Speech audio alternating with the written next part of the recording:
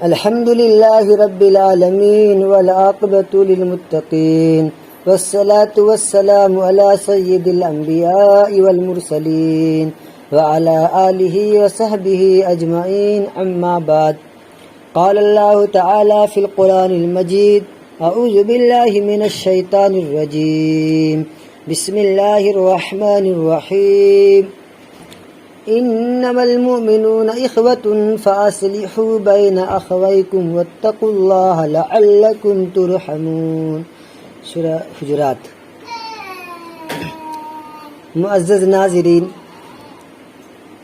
آج جمعہ کا دن ہے.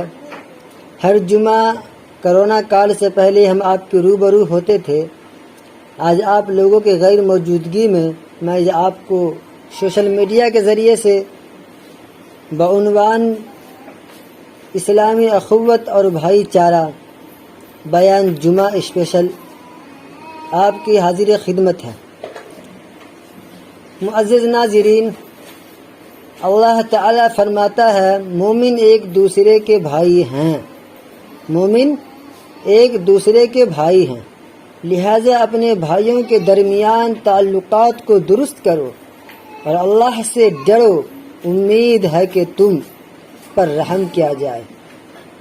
انما المؤمنون اخوۃ، مومن ایک دوسرے کے بھائی ہیں. فاصلحوا بین اخویکم، لہذا اپنے بھائیوں کے درمیان تعلقات کو درست کرو. واتقوا اللہ لعلکم ترحمون، اللہ سے ڈرو، امید ہے کہ تم پر رحم کیا جائے گا. واتقوا اللہ، اللہ سے ڈرو. لعلکم ترحمون، امید ہے کہ تم پر رحم کیا جائے. یوں تو سارے انسان حضرت آدم علیہ السلام کی اولاد ہیں، اسی لیے اصولی طور سے آپس میں بھائی ہیں. مگر جو لوگ مسلمان ہیں، اللہ اور اس کے رسول اور یوم آخرت پر یقین رکھتے ہیں، وہ آپس میں بھائی ہیں. ایمان کا رشتہ انسانی بھائی چارگی اور اخوت کو مضبوط کر دیتا ہے، بلکہ اس ایمان کی خوبی یہ ہے کہ وہ خون کے رشتے سے زیادہ مضبوط اور متبرک رشتہ جوڑتا ہے. مسلمان ایک دوسرے کے درد و غم میں شریک رہتا ہے، ایک دوسرے کی خوشی اور راحت کا خیال رکھتا ہے، ایک دوسرے کی خوشحالی اور ترقی کی فکر کرتا ہے، ایک دوسرے کی عزت اور آبرو اور جان و مال کی حفاظت کرتا ہے، اور ایک دوسرے کو نیکی اور بھلائی کے کاموں میں مدد دیتا ہے. یہ مسلمان دوسرے مسلمان کے لیے ایک خاندان کے افراد کی طرح ہی نہیں، بلکہ ایک جسم کے اعضاء کی طرح ہے، جن کو ایک دوسرے سے الگ نہیں کیا جا سکتا، اور اگر کر دیا جائے صحیح سالم نہیں رہ سکتا.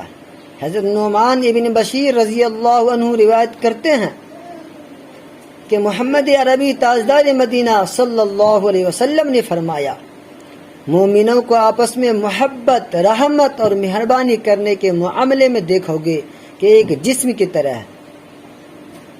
جب جسم کے کسی حصے میں تکلیف ہوتی ہے تو سارا جسم بخار اور رت جگہ میں مبتلا ہو جاتا ہے. مثل الجسد اذا استسقى، جسم کے کسی حصے میں درد ہو تو سارا درد جسم شریک ہو جاتا ہے. اس میں سر میں درد ہے، بدن کے کسی حصے میں زخم ہے، تمام جسم اس میں شریک ہو جاتا ہے.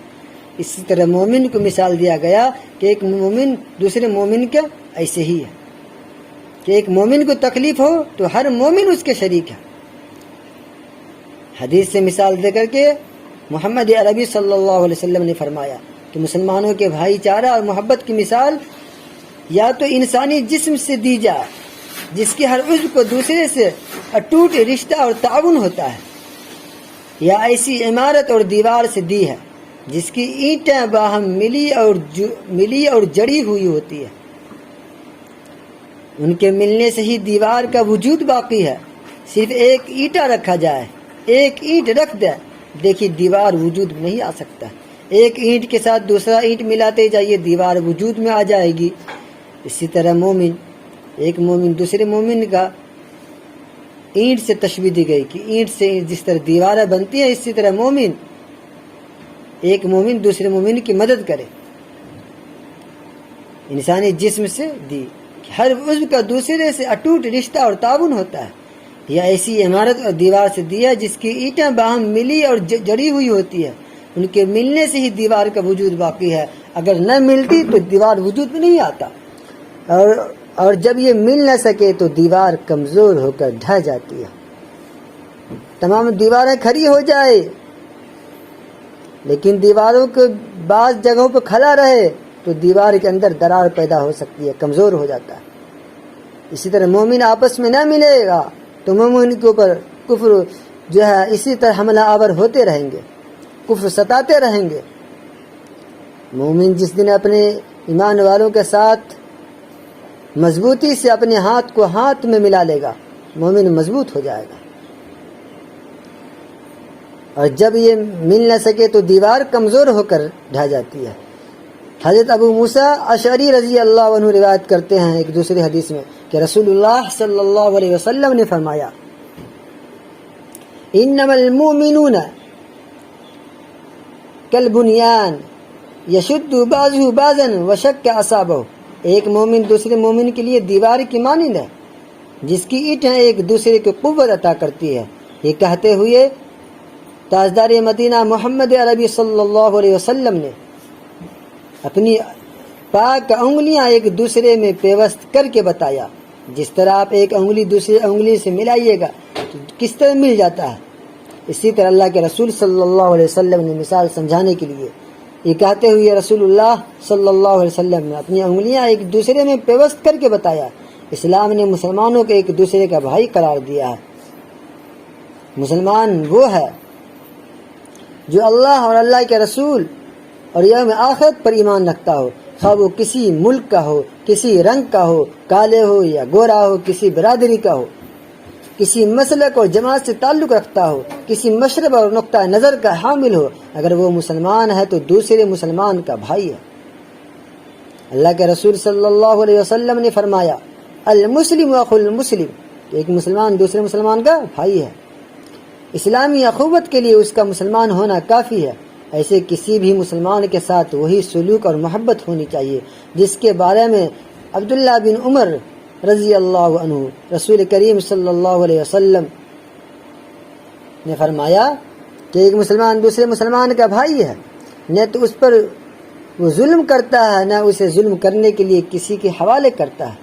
جو شخص اپنے مسلمان بھائی کی ضرورت پوری کرتا ہے اللہ تعالیٰ اس کی ضرورت پوری کرتا ہے، اور جو شخص اپنے مسلمان بھائی کی مشکل آسان کرتا ہے اللہ تعالیٰ قیامت کے دن اس کی مشکل آسان کرے گا، اور جو اپنے مسلمان بھائی کی پردہ پوشی کرتا ہے یعنی اس کے عیب کو چھپاتا ہے اللہ تعالیٰ قیامت کے دن اس کی پردہ پوشی کرے گا۔ رحمت عالم حضرت محمد صلی اللہ علیہ وسلم کا یہ فرمان مسلمانوں کی اجتماعی اور سماجی زندگی کا نور ہے۔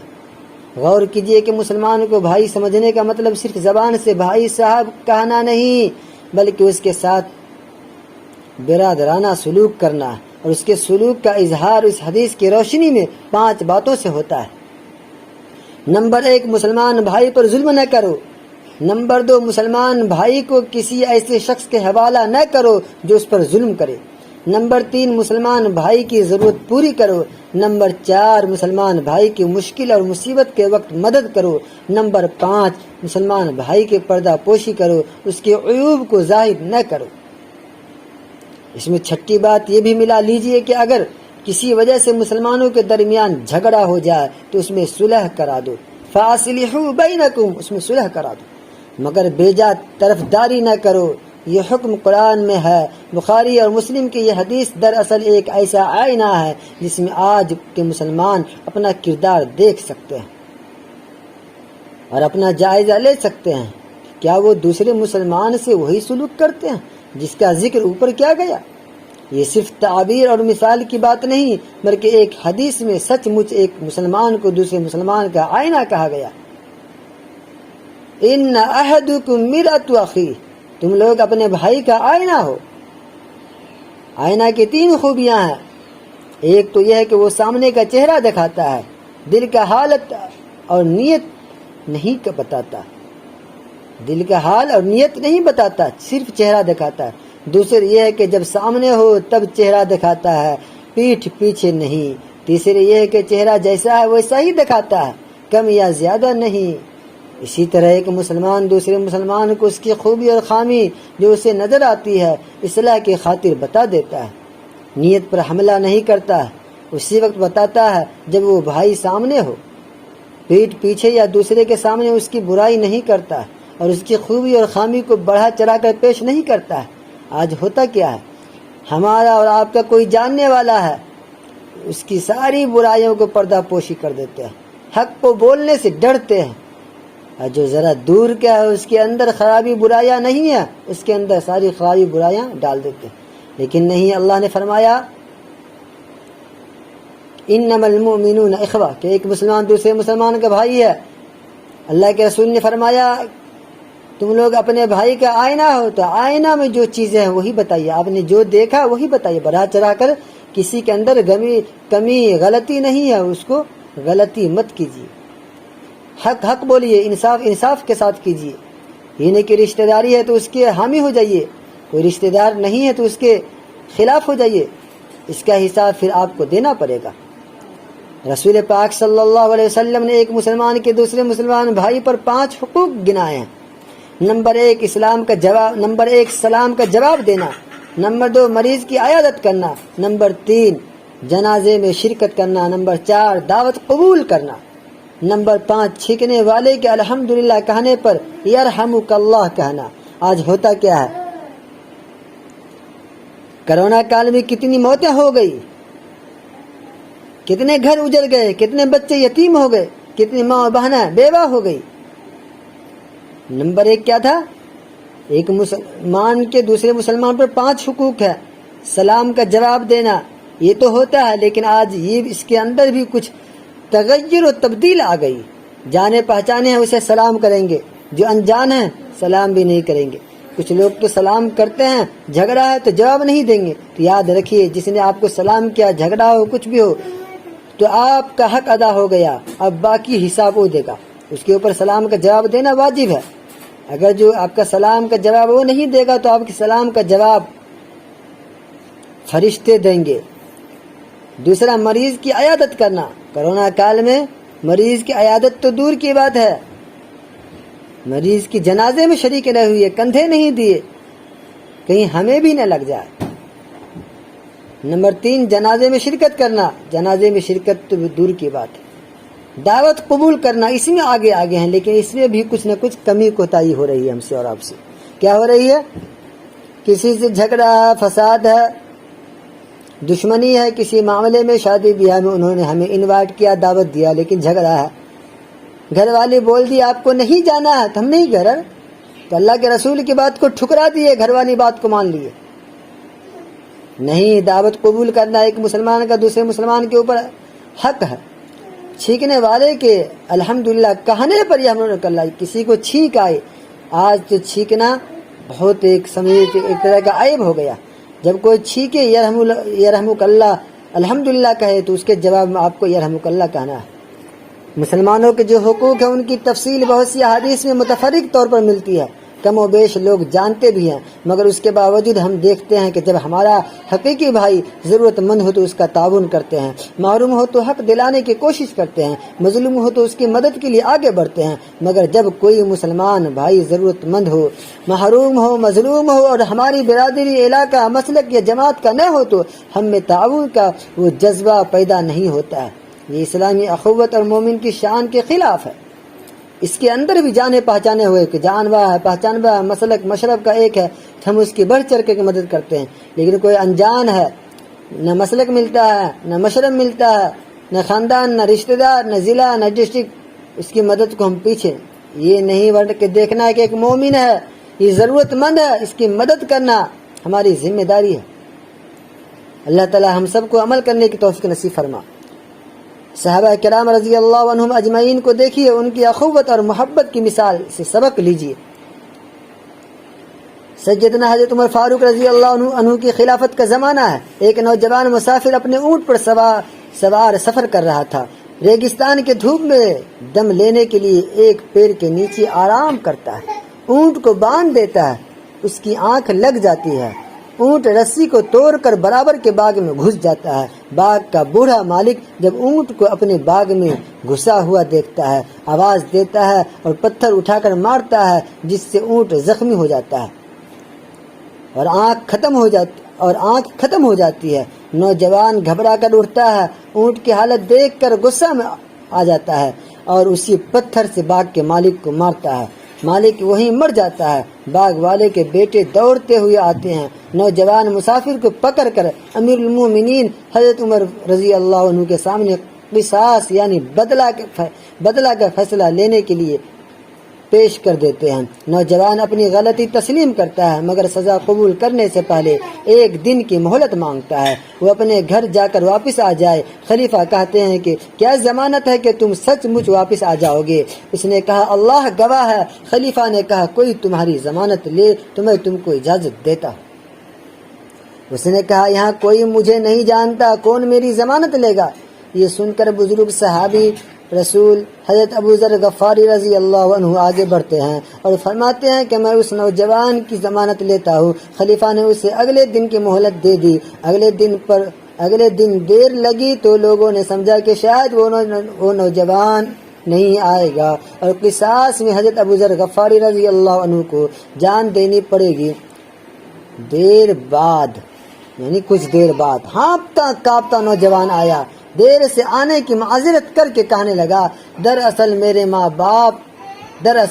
میرے باپ نے مرتے وقت ایک مال چھوڑا تھا جسے میرے علاوہ کوئی نہیں جانتا۔ میرا ایک بھائی ہے، اگر اسے بتائے بغیر میں قصاص میں مارا جاتا تو اللہ کے پاس اپنے بھائی کا حق دبانے کا مجرم ہوتا۔ اب میں اپنی غلطی کی سزا پانے کے لیے تیار ہوں۔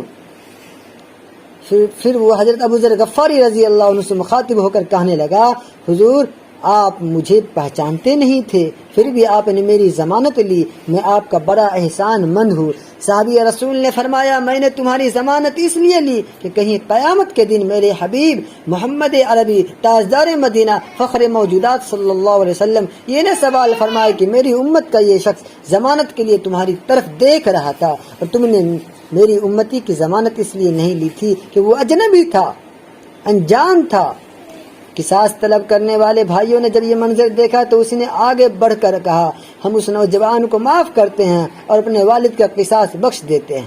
مسلمان بھائیوں ذرا غور سے سنیے، امانت اور ضمانت، اخوت اور محبت کا کردار اب مسلمانوں سے غائب ہو رہا ہے۔ یہ اسلامی کردار کہیں کھو گیا ہے، اسے ڈھونڈو اور اپنے آپ کو اسلامی اخوت کا محافظ بناؤ۔ اللہ ہم سب کے دلوں میں آپسی محبت اور اخوت پیدا فرمائے۔ وآخر دعوانا الحمدللہ رب العالمین۔ جو بات کہی گئی اللہ ہم سب کو عمل کرنے کی توفیق نصیب فرما۔ یہ جمعہ کا اسپیشل بیان ہے، آپ اپنے ساتھیوں اور احباب تک شیئر کریں۔ العلم نور، علم ایک روشنی ہے۔ اللہ کے رسول نے فرمایا بلغوا عنی ولو آیہ، پہنچاؤ دوسروں تک اگرچہ ایک ہی آیت۔